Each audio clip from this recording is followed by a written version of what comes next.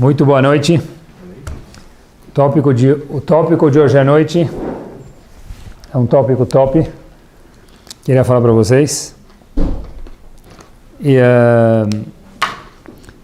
se a gente olhar dentro do mundo, eu acho que esse, não sei se é o tópico mais procurado, eu nunca gosto de falar o mais, porque sempre alguém vai falar tem outro, mas que é um dos mais no mundo inteiro, homens, mulheres, bonitos, feios, todo mundo, no mundo, independente da religião, é um tópico que as pessoas têm sede por esse assunto. E se a gente for olhar a quantidade de prateleiras que tem em qualquer livraria, ainda existem livrarias físicas, então a quantidade de prateleiras que tem nessas livrarias sobre esse tópico nos 4 cantos do globo é de verdade algo de espantar, e cada vez tem mais e mais sobre esse assunto. Qual que é o assunto? É o seguinte, vocês devem estar imaginando algum outro. Eu queria contar para vocês, começar com uma Gemara, que talvez ela seja famosa, mas como eu sempre falo para vocês, encara a Gemara como se fosse a primeira vez. Olha, tem quanta coisa que a gente nunca viu nesse mesmo pedacinho da Gemara. E a Gemara, pessoal, o que é? A Gemara, na verdade, é um raio-x no cérebro de HaKadosh Baruch Hu. Se a gente quer saber, conhecer Hashem, como eu posso conhecer Hashem? Através de ver a Torá e através de ver a Gemara, ver como Hashem pensa. Kaviachol. Então, a Gemara no Tratado de Ta'anit, na página 22a, fala para a gente o seguinte. Tem um Rav que ele é muito famoso, e mais uma vez, se não é, que fique agora. Então, tem um Rav chamado Rav Broca, ele aparece na Gemara. Quando a gente fala Rav Broca, as pessoas já lembram provavelmente a história. A Gemara conta que Rav Broca, ele ia frequentemente no Shuk passear. Shuk é mais ou menos a feira do Pacaembu, algum tipo de feira, tá bom? Ele ia na feira, eu não sei se tinha comida lá ou tecido, mas algum tipo de feira onde as pessoas comercializavam alguma coisa ou compravam coisas para casa. E esse Rav Broca parece que não era pouca coisa. Por quê? Porque quem era Shab, amigo dele, Eliyahu Hanavi. Então a Gemara conta que Rav Broca tinha Eliyahu Hanavi próximo dele. Quer dizer, Eliyahu Hanavi não aparece para qualquer um. Ele aparece no Brit Milá, você tem razão, no Brit Milá ele vai, mas não necessariamente a gente consegue ver ele vê a gente, mas a gente talvez não veja ele. Aqui Rav Broca parece que tinha uma relação um pouco mais próxima com Eliyahu Hanavi. Ele estava no Shuk, e ele falou para Eliyahu Hanavi, aonde tem alguém nesse Shuk, nessa feira, nesse gather aqui, no AMB aqui, que tem Olam Haba, tem mundo vindouro? Tá bom? Então, Eliyahu Hanavi é o único que poderia falar isso. A gente pode estimar Gaon, Tzadik, não sei o que lá, mas Eliyahu Hanavi é o único que pode falar com certidão. Eliyahu Hanavi falou, claro que tem alguém. Tem 2 pessoas lá no cantinho lá da feira, atrás das barracas de batata lá, aqueles lá tem Olam Haba, tem mundo vindouro. Tá bom? Então Rav Broca falou, beleza, eu já sei quem são as pessoas, mas deixa eu conhecer eles de verdade, ver o que eles fazem, qual o métier deles. Para mim poder aprender, talvez eu consiga fazer igual, também ter Olam Haba, mundo vindouro. Rav Broca correu e foi ver quem eram esses 2 cidadãos. A Gemara conta que uma das coisas que eles faziam é que eles eram pessoas felizes, sorridentes. E a Gemara fala, ok, já é bom isso, e eles alegravam os outros também. O que quer dizer isso? A Gemara fala, quando eles viam alguém, no português claro, caído, eles davam uma levantada no cara, na senhora, no grupo, eles davam uma animada no pessoal. Era piada de português boa que eles tinham. E de verdade eles eram felizes, não bobos. Eles eram felizes, não bobos, a Gemara fala.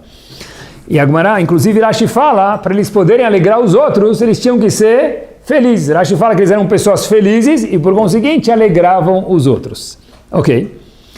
Essa Gemara talvez muitos já conheciam, mas eu falei, é impossível que a Gemara veio só contar uma historinha para a gente e parar por aqui. Então, se a gente lê a Gemara de novo, a gente vê que tem algumas perguntas, e essas perguntas, na verdade, quem aponta para elas é alguém que é, de alguma forma ou outra, recente à nossa geração. Rav Yonatan Eibeshitz, ele tem um livro chamado Yarot Devash.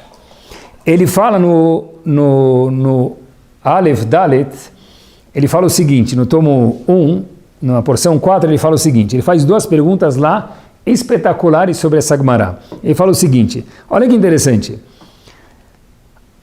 a Torá ou o Navi, em nenhum momento ele fala que Deus escolheu essa pessoa enquanto essa pessoa está em vida. Por exemplo, Hashem nunca falou sobre Moshe Rabbeinu que ele era Deus de Moshe Rabbeinu enquanto Moshe Rabbeinu estava em vida. Por quê?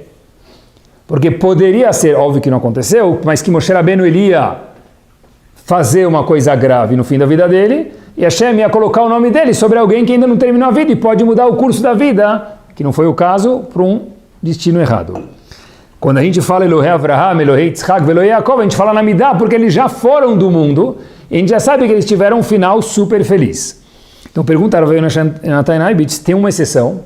Hashem falou sobre Yitzhak, Elohei Yitzhak, enquanto ele estava em vida. Rashi pula da cadeira e fala, poxa vida, Hashem nunca fala o nome dele sobre pessoas vivas, porque a pessoa pode errar, e aí vai ficar feio para Hashem.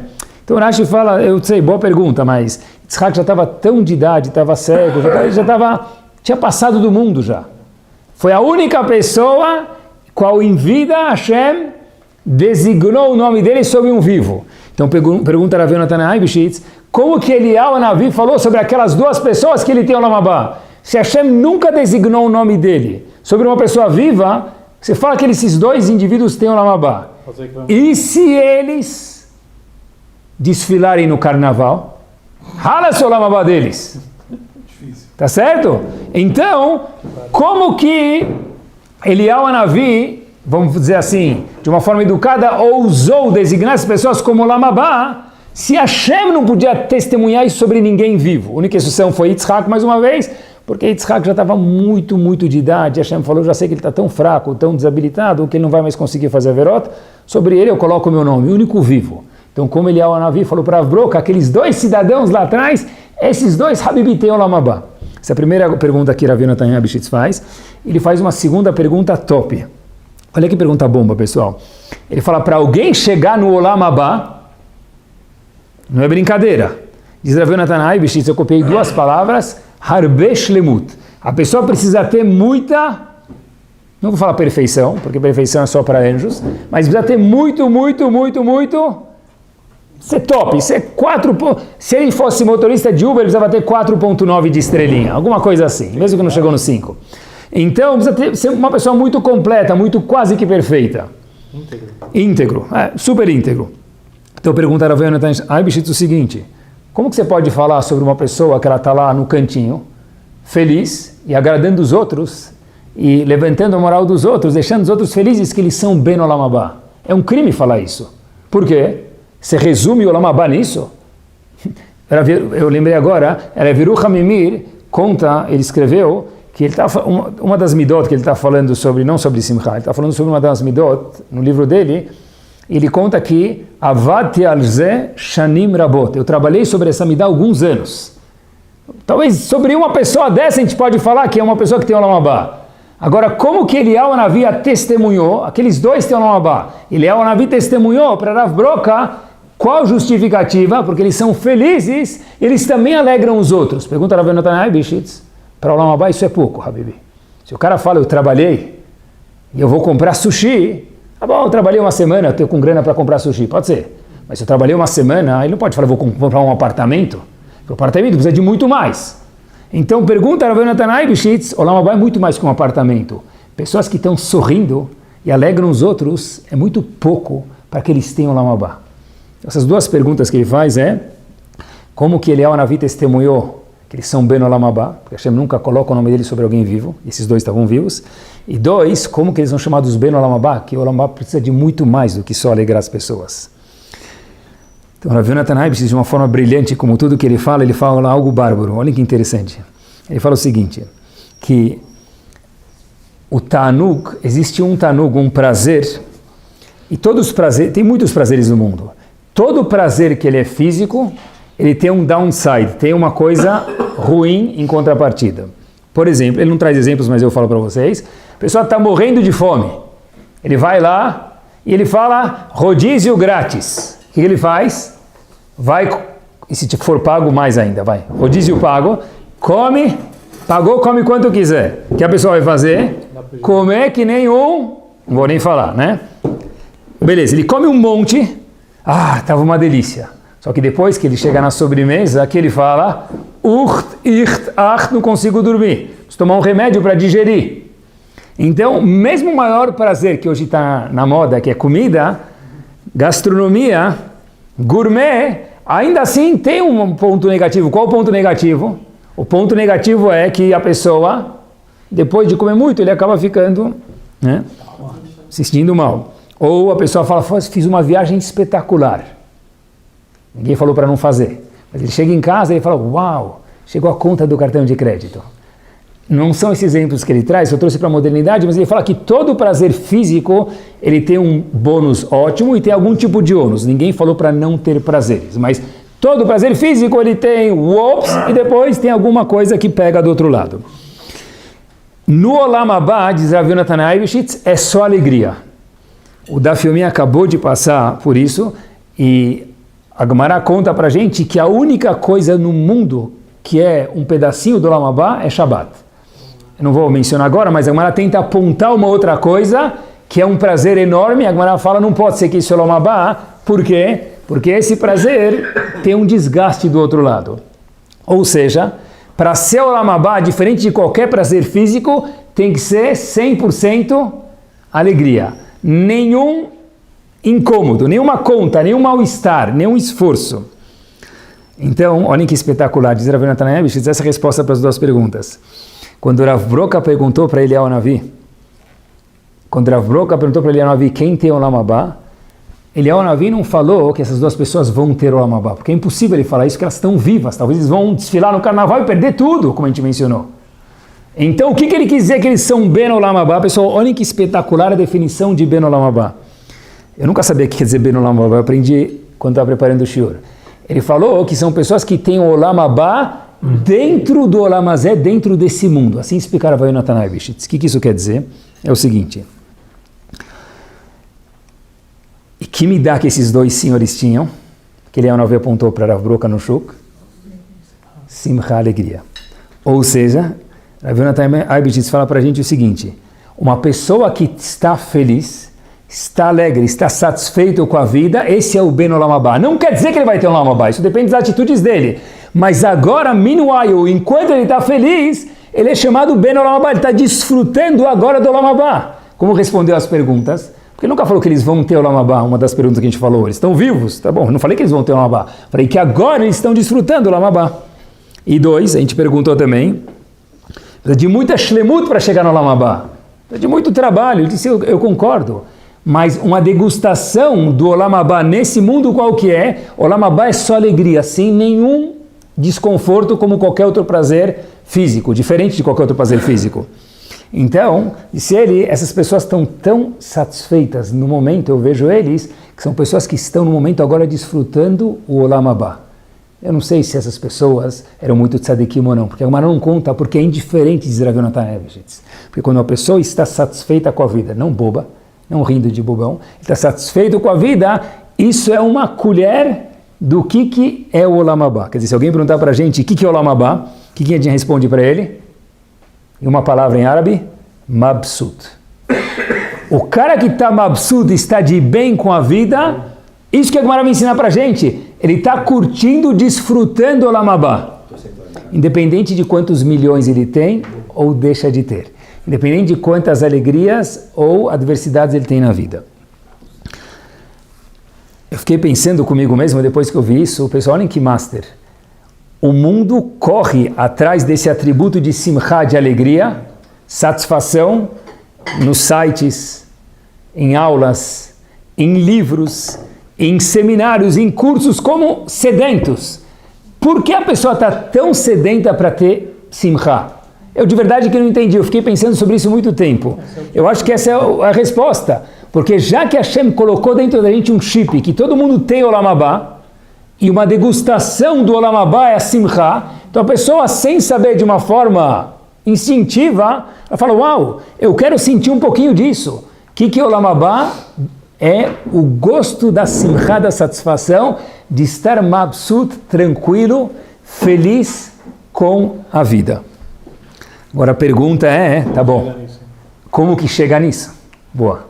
Como que chega nisso? Mas o que é feliz com a vida? O que é feliz com a vida? Também não sei, vamos ver o shiur de hoje. A gente fala sempre sobre uma midá. Eu tento imaginar o que tem na cabeça de vocês para perguntar, e na minha também, que eu gostaria de aprender, quando eu preparo o shiur. Então, como que se faz isso e como se chega nisso? Mas a gente viu pelo menos o que é o Olam Haba. O Olam Haba, estar de boa, é alegria sem nenhum efeito colateral do outro lado, diferente de qualquer outro prazer mundano. Olhem que curioso. Eu fui começar pelo contrário. Às vezes pelo contrário a gente descobre. Em Parashat Balotechá, o povo está no deserto e o povo tinha um minhag, um costume. Qual minhag o povo tinha no deserto, pessoal? Qual o costume que o povo tem no deserto? Qual o minhag do povo? Reclamar. Esse é um minhag que eles não abriam mão. Minhag avotenu beyadeinu halas, a gente não abre mão. A gente vai reclamar. A gente ficou, Baruch Hashem, a gente cumpre esse minhag, a gente não pode abrir mão dessa segulot.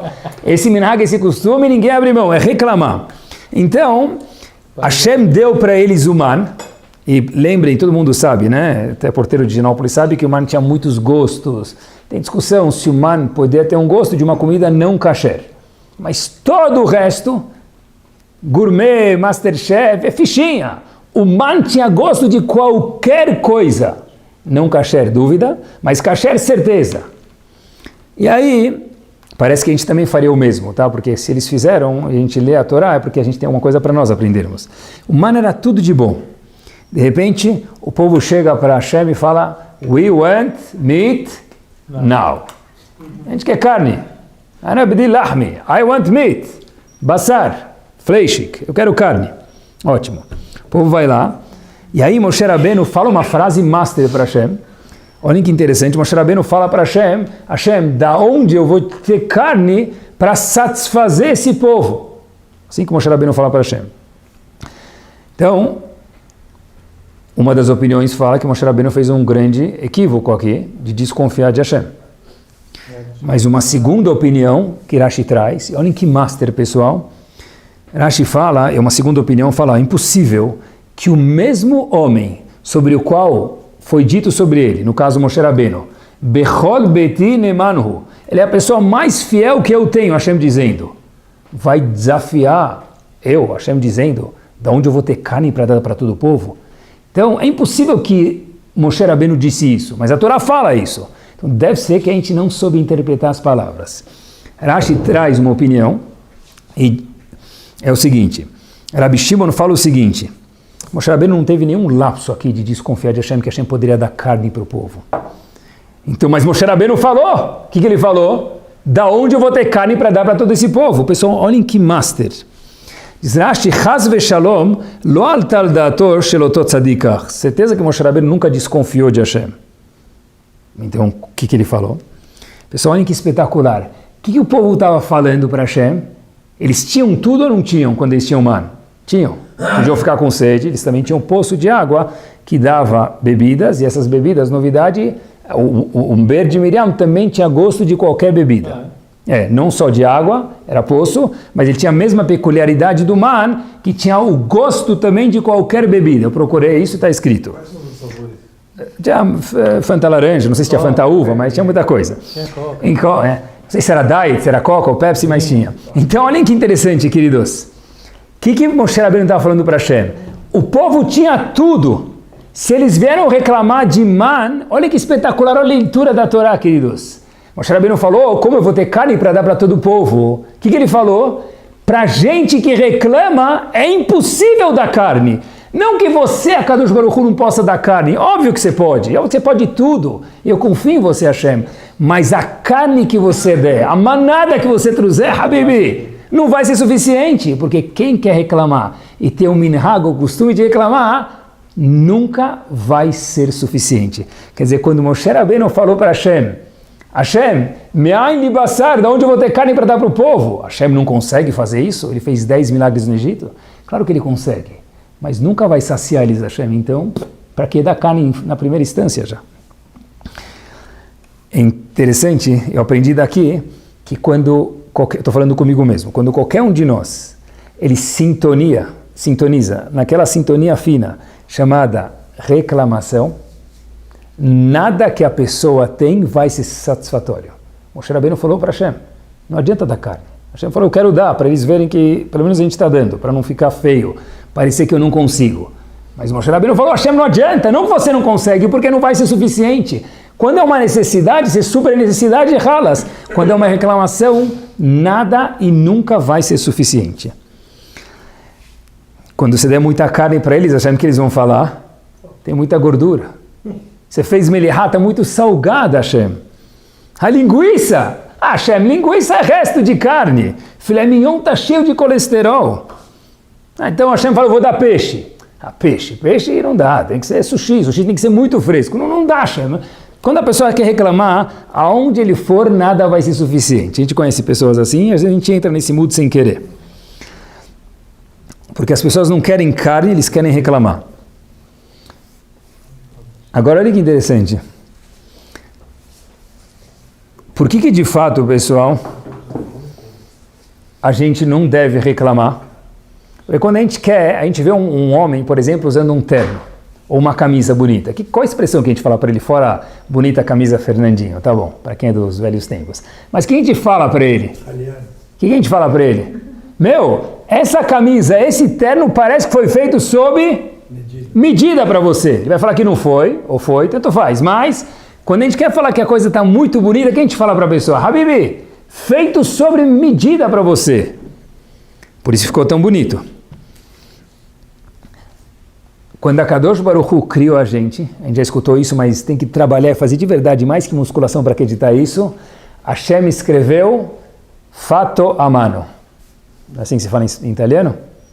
Tecido chique e tal, fato a mano. Hashem falou, foi feito sobre a mão do mor alfaiate chamado Kaviachol HaKadosh Baruch Hu. Porque se Hashem deu aquilo, é porque aquilo é o tamanho do nosso bíceps, do nosso quadril, do nosso ombro, and so on, e do que a gente consegue entender do que é bom para cada um de nós. Quer dizer, quando a pessoa tem um desconforto na vida, pessoal, a gente aprendeu uma alahá junto referente a desconfortos. Tem alahá de desconfortos? Tem, vou contar para vocês. Quando a pessoa que não tenha, mas não dá para falar que não tenha, porque todo mundo tem algum desconforto, alguma adversidade na vida, e essa pessoa vai de encontro à adversidade, e ele fala de verdade, não fadal de elevador, ele fala de verdade, capará,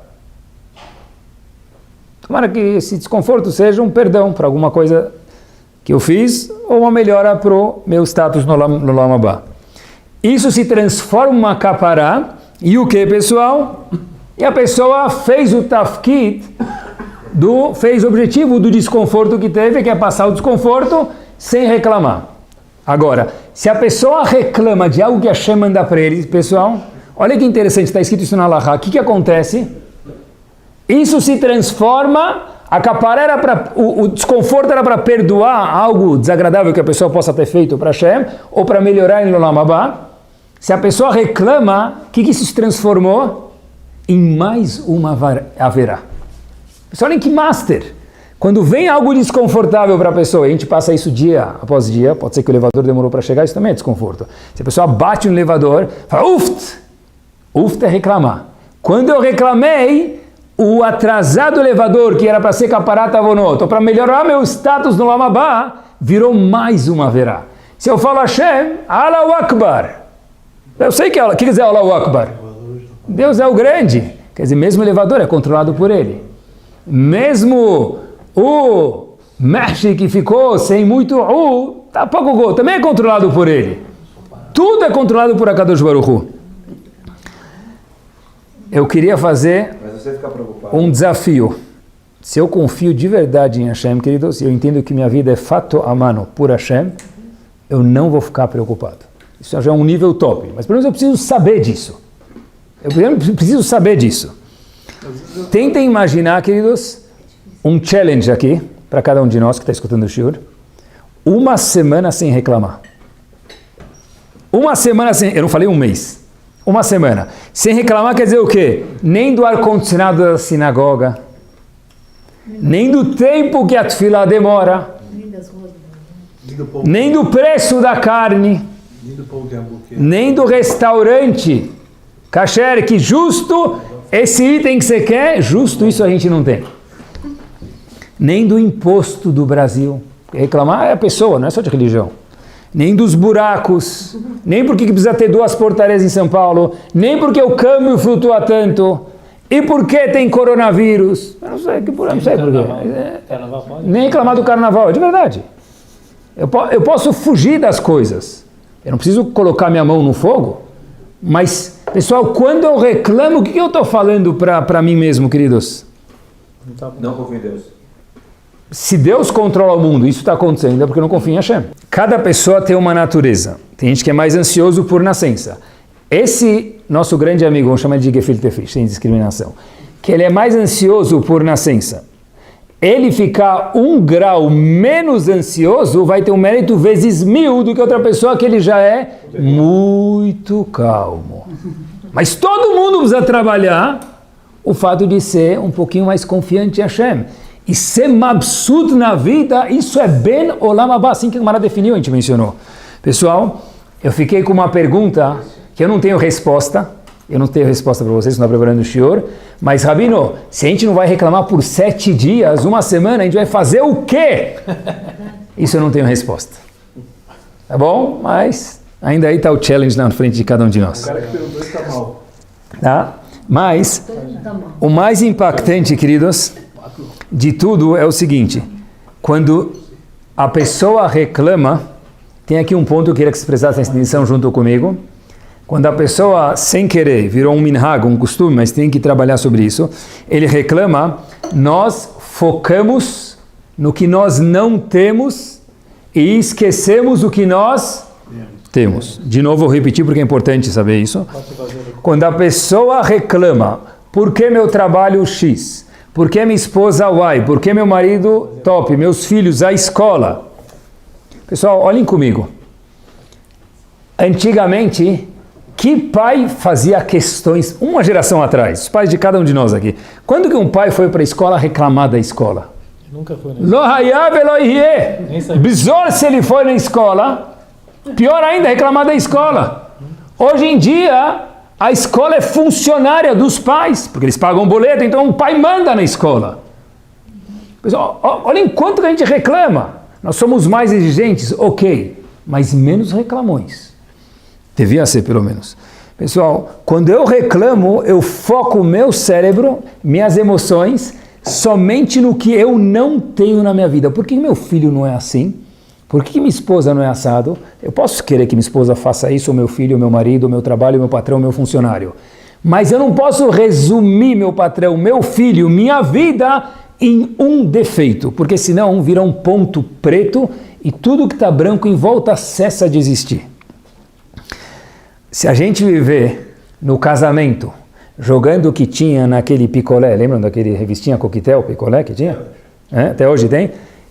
A gente procura, lembra o jogo dos 7 erros? Tem gente que passa a vida no casamento, nos filhos, na escola, jogando o jogo dos 7 erros. Ele abre o convite procurando algum erro de casamento, de bar mitzvah. Ele vai na festa que ele não pagou nada, ele foi de convidado. Valet parking, buffet, decoração, brinde, ganhou tefilim de brinde do bar mitzvah, ganhou 1 milhão de coisas. Ele chega lá, que é? Estava faltando um pouco do azeite. Habibi, traz azeite de casa, o cara gastou $200 por prato. Faltou azeite.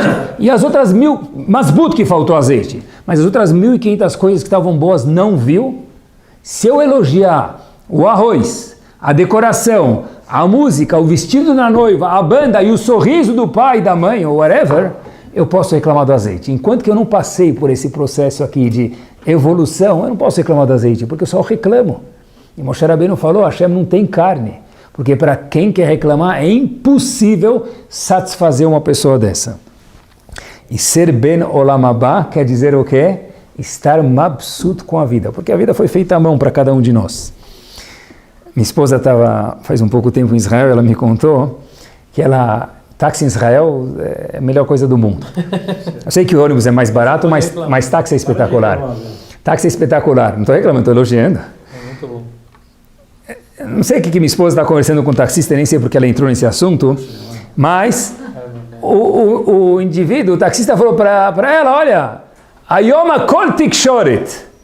Hoje em dia tudo se resume em comunicação, não é? Um falar com o outro, como se comunicar.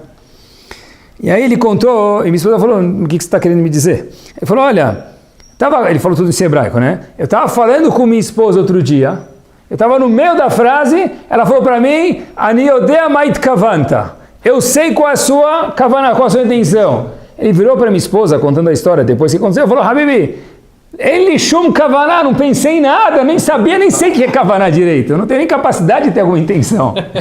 Mas hoje em dia, tudo qual kavaná que você teve? A pessoa está lá para reclamar. Ele falou, não tinha nem kavaná, Hazit. Mas, quando a gente quer reclamar, não tem nada que freia.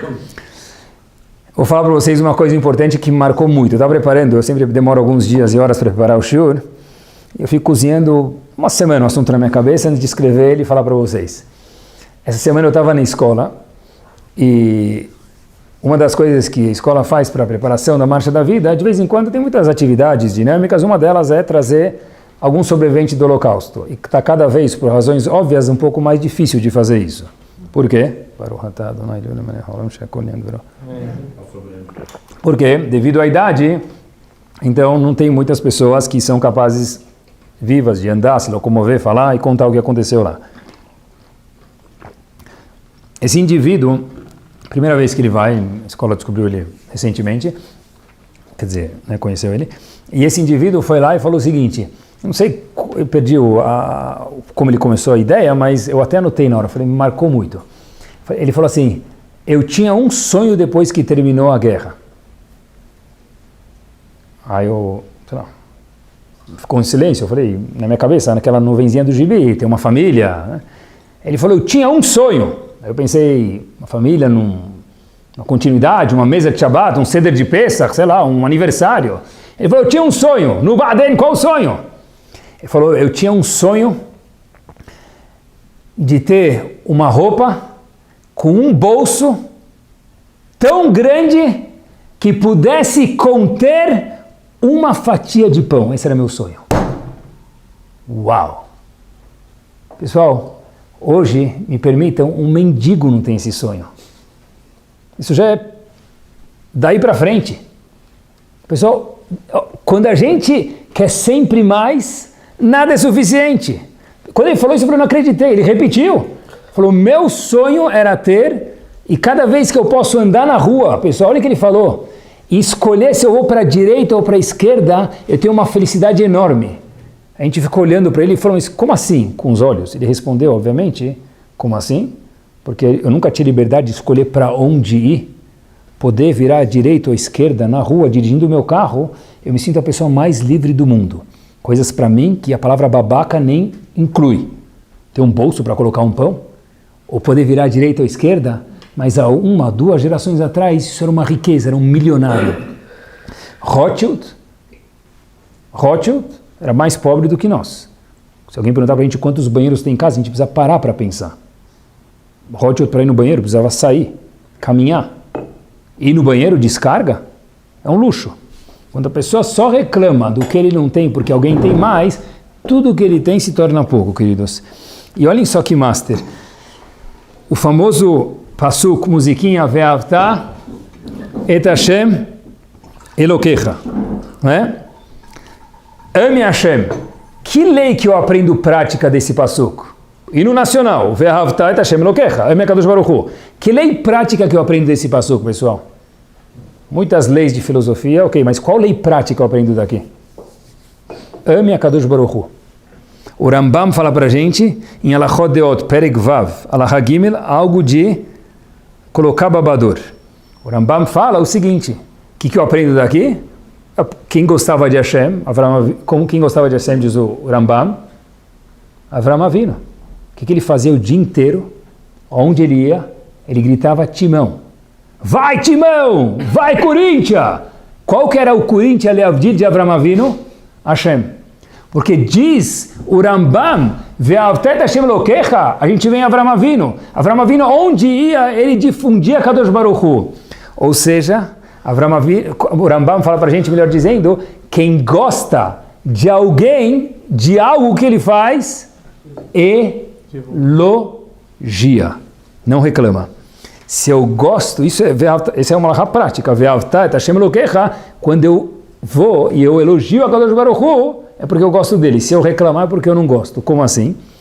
Cada vez que eu reclamo da minha vida, Preste atenção quanto profundo é isso, e simples, por um lado. Eu estou discutindo que Hashem controla a minha vida. Vou repetir. Cada vez que eu reclamo da minha vida, do meu patrão, do meu funcionário, do meu salário, do valor do condomínio, do valor do IPTU, do valor do IPVA, qualquer coisa, não estou falando de religiosa, estou falando que Hashem não controla a minha vida. Se o IPTU está muito caro e eu quiser mudar para um apartamento menor, eu posso. Mas enquanto que eu moro aqui, da forma que eu moro, eu não posso reclamar, porque eu estou discutindo com Hashem. E Vehavtat Hashem Elokecha é o quê? Akadosh Baruch Hu, Mabsut, eu estou o melhor do mundo. Porque Avraham Avinu fazia isso. E a halakha prática diz o Rambam, quem gosta de algo, elogia. Gostar de Hashem é elogiar o mundo de Hashem que nós vivemos. Um sapateiro em Tel Aviv, história verdadeira, chamado Moshe Yaakov Ribikov. Nome desse sapateiro. Não é famoso, não virou gadolador e não saiu em Hollywood e não chegou no Lamabá e um monte de história. Mas é uma história verdadeira, não precisa ser sempre do gigante da geração. Uma pessoa veio para esse sapateiro e falou para ele, olha, eu quero um pouco de risu, quero um pouco de... dá um up na minha vida, eu estou meio chateado. Aí, esse sapateiro falou o seguinte, olha, sabe, deixa eu te contar uma coisa. Da cidadezinha onde eu venho, que eu era sapateiro antes de chegar aqui nessa cidade em Tel Aviv, uma pessoa uma vez chegou para mim e falou, eu pagaria milhões para poder te ver. Aí o cara falou para o sapateiro, não sabia que o senhor era tão famoso. Ele falou, nem eu. E não sou famoso. Ele falou, então por que pagariam? Esse senhor falou para você que pagaria milhões para te ver. Era um cliente que eu tinha, esse cliente era cego. Ele falou, eu pagaria milhões para poder te enxergar.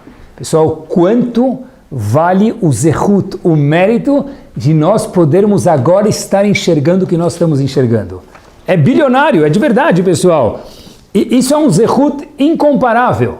Não, mas eu preciso ter um lustre igual ao dele.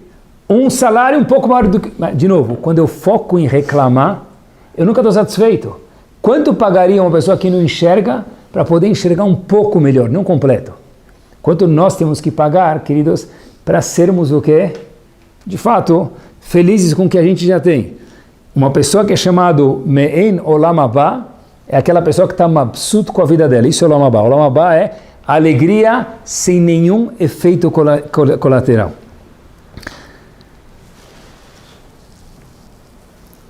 Outro dia um jovem, eu estava conversando com um jovem, e no meio da conversa, ele perguntou assim para mim, sabe quanto está acumulada a Mega Sena, Rabino? Falei, não sei. Ele falou um valor astronômico, 100 e poucos milhões. 200 milhões, eu não lembro o valor. Ele falou 200 milhões, não sei quanto que estava. Aí vocês vão perguntar para mim, de real ou de dólares, os dois estão bom, vai. Aí eu falei para ele, uau, não sabia que estava tanto. E aí ele falou assim para mim, puxa vida, tomara que eu ganhe. Eu falei, amém, tomara que você ganhe mesmo. Aí eu fiz uma pergunta para ele, pessoal, que ele estava com tanta vontade de ganhar, eu conheço muito bem o menino, eu falei para ele, posso te fazer uma pergunta? Ele falou, claro. Eu falei, o que mudaria no seu dia a dia se você ganhasse essa Mega Sena? Ele falou, eu ia ter uma casa. Eu falei, a sua casa tem 6 quartos, eu te conheço. Quantos quartos você precisa, querido? Eu ia ter uma... Eu falei, você já tem um quadriciclo. Mas você chegar exatamente assim foi. Eu falei, o que mudaria na sua vida? Quer dizer que não pode jogar na Mega Sena? Eu não falei que não pode jogar. Tomara que ganhe.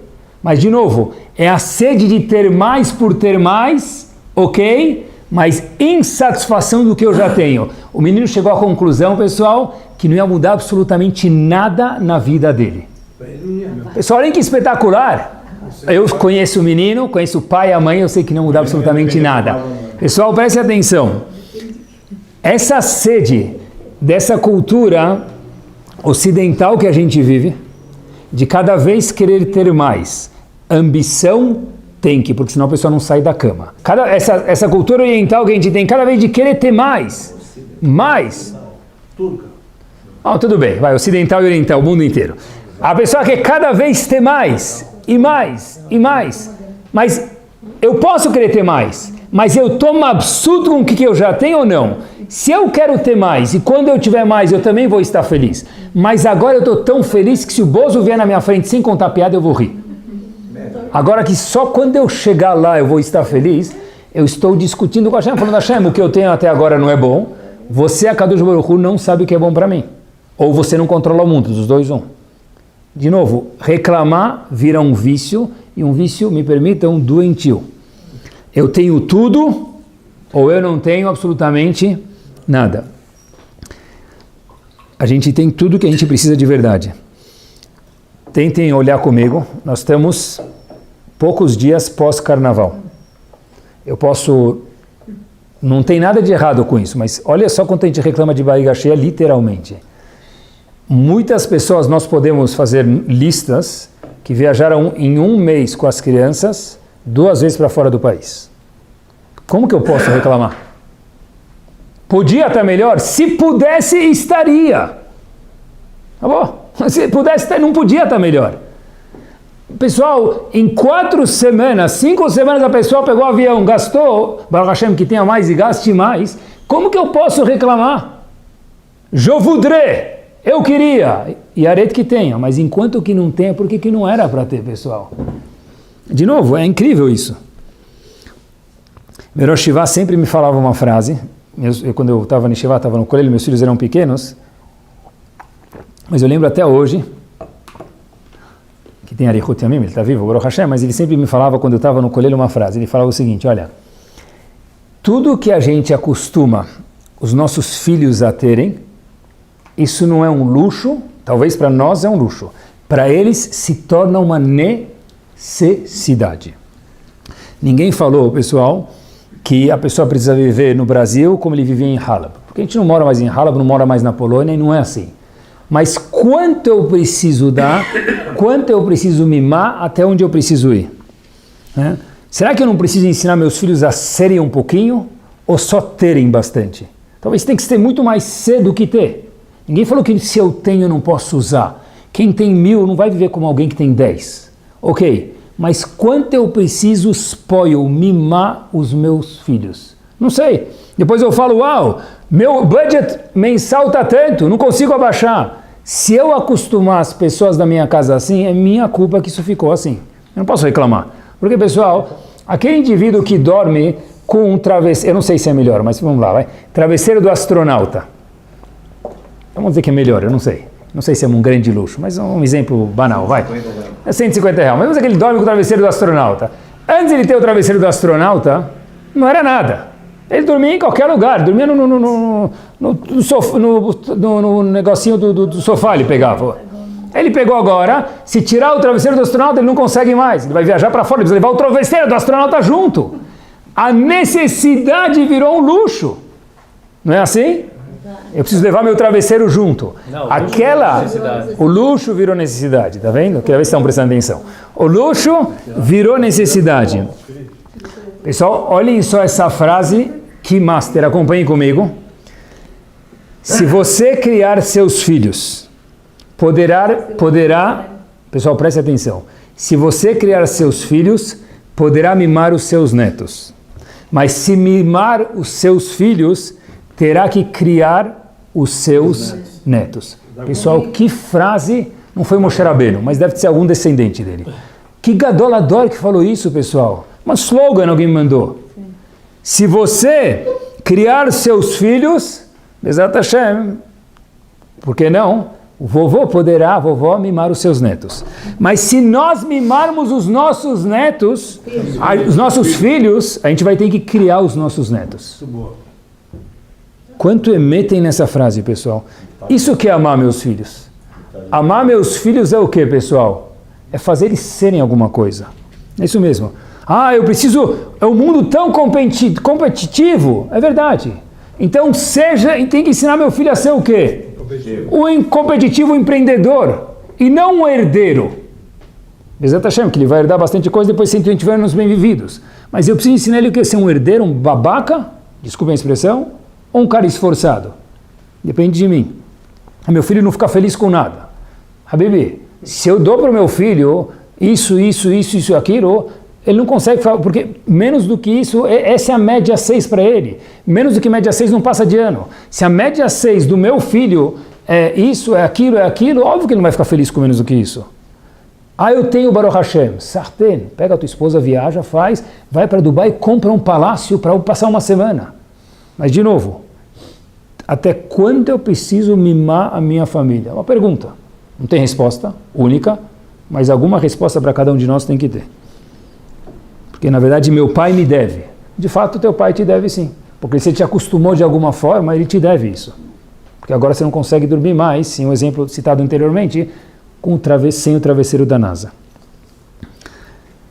Quando eu falo de limite de horários, eu sei que é muito difícil, de celular ou de vida. E aí, pessoal, olha que interessante. Às vezes as crianças falam, meu pai é chato. Quando que alguém fala para o meu pai, ou ele pensa, meu pai é chato ou minha mãe é chata? Quando o pai é fraco. Não fraco de mão, Deus me livre, porque ninguém está falando para usar mão nunca. Mas não é isso que eu estou falando. Quando que eu falo que meu pai é fraco, pessoal, minha mãe é fraca? Meu pai está no mesmo naipe do que eu, ele é fraco, é chato, ele é babaca. Agora presta atenção, pessoal. Se meu pai está num nível, está na first class, eu estou lá atrás, não tem que comparar. Se ele falou, está falado. Como que assim, na minha casa, quem manda são meus filhos? Eles viajam para onde querem, fazem o que querem. Eu sei que é um desafio, eu sei que adolescente é um desafio. Mas os adolescentes, queridos, eles querem limites. Como que eu sei disso? Uma vez eu entrei falar com um grupo, já faz alguns anos, tinha mais ou menos 20 meninas. Eu não sei porque eu estava falando de celular, faz alguns anos atrás, mas já tinha, o celular já era uma coisa assim bem avançada. E aí, não sei, cada pessoa estava falando o que ela faria. Eu falei, o que você faria se você fosse mãe? Não sei, eu queria saber. Aí uma menina falou uma frase, pessoal, que deu um silêncio assim de fazer barulho na sala. Falou, Rabino, se eu fosse mãe, o Bezat Hashem, quando eu virar mãe, eu não sei exatamente o que eu vou fazer, mas eu vou colocar um monte de limites, obviamente não sem abusar, mas nos meus filhos e nas minhas filhas. Eu falei, por quê? Ela falou, para os meus filhos e minhas filhas não precisar passar pelos mesmos dramas do que eu vejo e vivencio no celular, eu não quero que eles passem por isso. Porque eu sei quanto lixo tem aqui, uma menina, adolescente, tem aqui, não falei de menino, falei de menina especialmente porque aconteceu a história assim. As pessoas querem limites, só precisa ter pais, para ter kibud avaim, queridos, precisa ter um pai e uma mãe. Se não tem aba veima na casa, é todo mundo igual, não tem kibud avaim, porque é um monte de irmãos, o pai e a mãe também são irmãos da casa, está errado isso.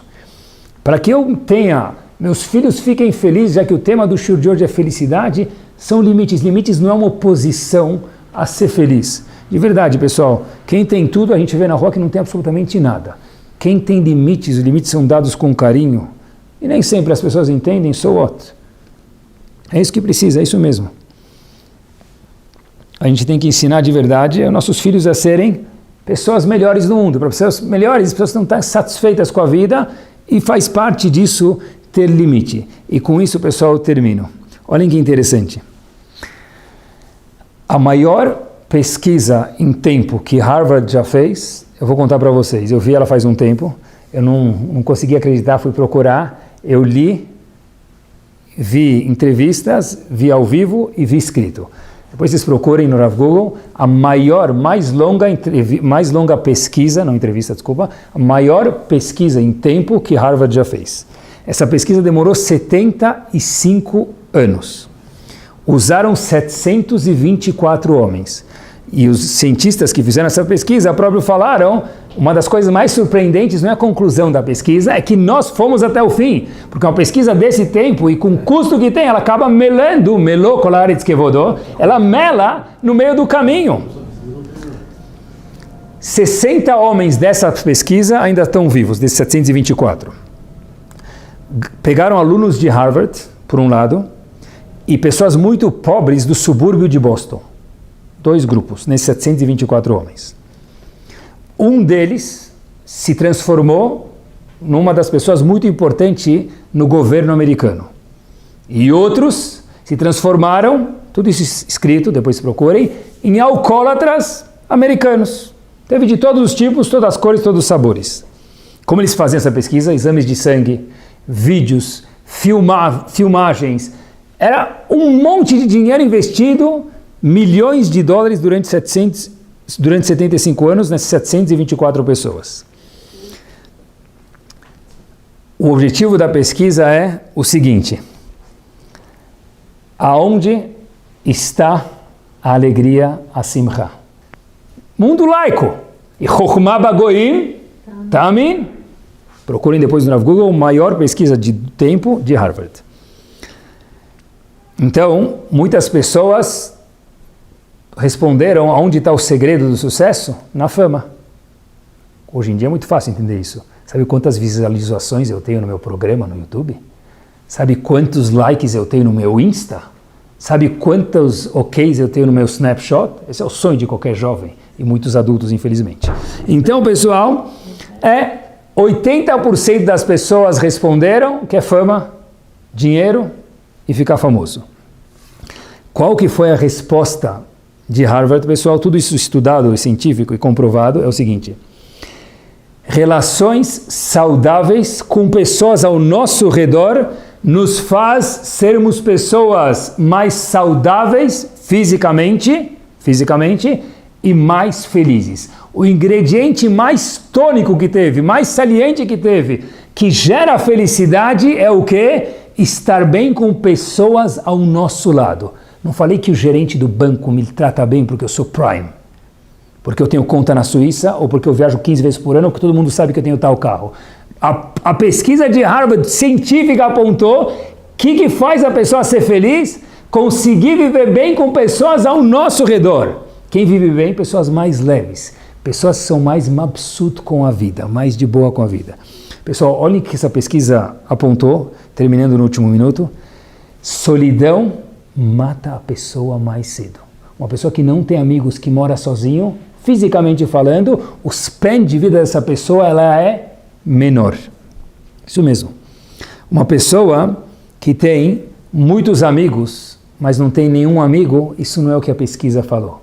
A pesquisa escreveu, amigos são amigos que eu posso ligar contar um problema, que eu posso ligar contar uma gargalhada, que eu posso ligar contar que eu ganhei, eu posso ligar compartilhar que eu perdi, que o bolo deu certo, que meu filho fez isso, que minha esposa fez aquilo, que meu marido fez aquilo. Isso é um amigo. Boas relações com pessoas ao nosso redor protegem o nosso cérebro. Nosso cérebro tem um desgaste menor. Ou seja, sorrir. Sorrir de verdade. Pessoal, quanto dinheiro a gente procura na vida para ter mais? Para quê? Para algum dia estar bem. Por que não está bem hoje, pessoal? Por que não está bem hoje? A pesquisa de Harvard, isso tudo está apontado lá, eu estou repetindo. Né? Bater papo com pessoas fazem a gente ficar melhor. E eles apontaram uma coisa espetacular. Pessoas infelizes sentem mais dor do que pessoas felizes. Uma pessoa que ela é infeliz, isso de dor é mais saliente para uma pessoa feliz. Por quê? Porque quem está mabsut com a vida, quem está ben olam haba, tende a reclamar menos e lombadas pequenas passam desapercebidas. É isso mesmo. E essa pesquisa de Harvard, depois procuram. Estudo mais longo em Harvard, procurem no Rav Google. Eu acho que para resumir o shiur em uma frase, e com isso a gente termina, queridos, cada vez que a gente beber um copo d'água, e a gente falar brachá, Baruch Ata Hashem, Elokeinu Melech HaOlam, Akadosh Baruch Hu, que é rei do mundo inteiro, da minha vida também, Shehakol Nihya Bidvaro. Tudo maiúsculo acontece através da providência de quem? Da Ashgaha de Akadosh Baruch Hu. Se eu faço essa brachá, pessoal, eu acredito nela, eu não falo ela, não, falo Baruch Ata Hashem, uma vez por dia. Sheakol Nihya Bidvaro, tudo acontece embaixo da Ashgaha, da providência divina de Hashem.